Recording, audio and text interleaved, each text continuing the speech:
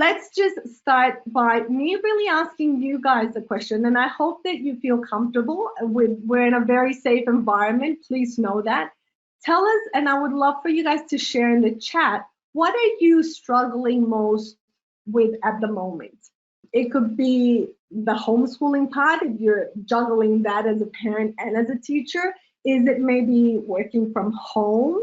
I know some people have found it really difficult. Others like it. Some don't like it at all. Is it the uncertainty? Let me start with an analogy.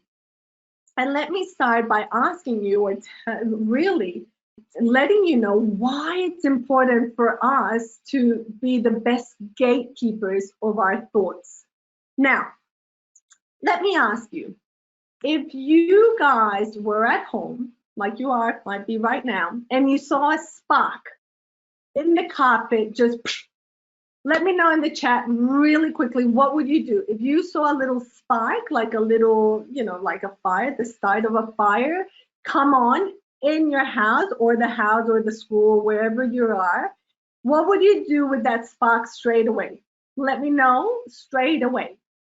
Absolutely. So I'm with you. I've asked this question thousands and thousands of times with people from all genders, ages, and that we don't even think twice about stomping on a little spark.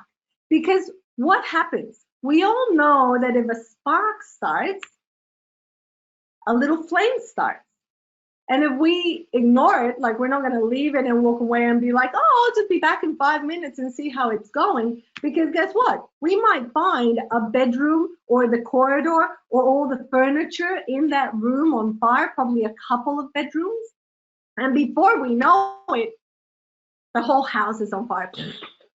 We see it, right? And now let me ask you, at what point do you think your neighbors or the neighbors of this burning house will notice that the house is on fire? Let me know in the chat.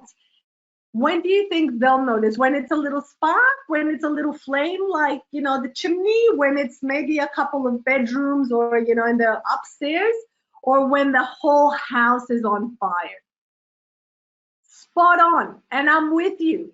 We normally realize it is when that house next door, there's flames coming everywhere, there's smoke everywhere. So putting off that fire, would you agree that would be a lot harder than if we put off that little spark that we first saw and we stomped on it? Like you guys all said, you stomp on it, you'll step on it, you'll turn it off like that.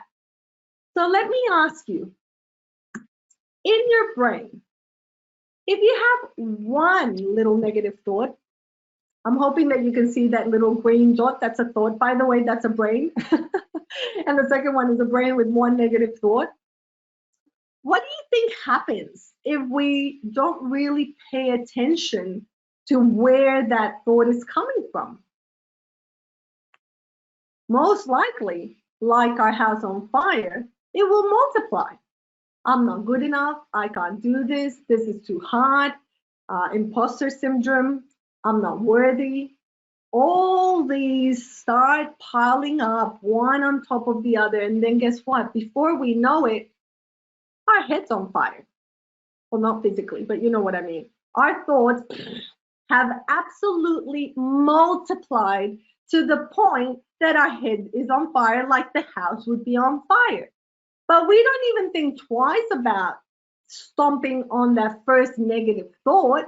And that first negative thought, let me tell you, could have been a year, 2 years, 10 years, 20, 30, 40 years ago.